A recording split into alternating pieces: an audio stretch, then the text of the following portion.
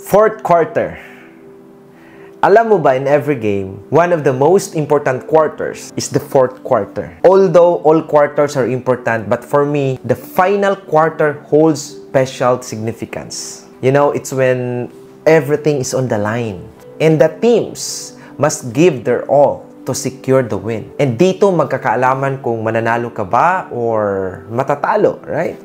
May mga teams na dihado from first to third quarter, pero nanalo pa din kasi bumabawi sa fourth quarter. And may mga teams naman na lamang sa first to third quarter, pero natatalo pa din sa fourth quarter. Bakit? Kasi nagre-relax. Guys, we are now entering the fourth quarter of this year, 2024. October, November, December.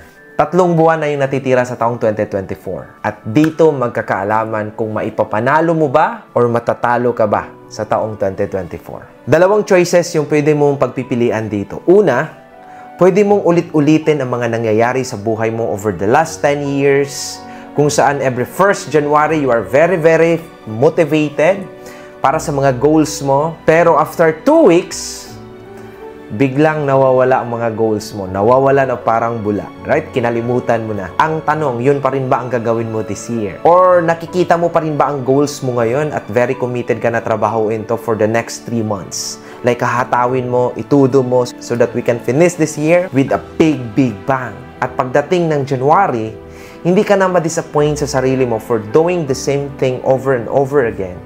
Kasi nag-decide ka na this year, ibahin mo na ang action mo para sa pangarap mo.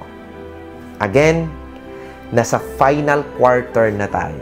Kung dihado ka sa first to third, huwag kang mag-alala, may oras pa.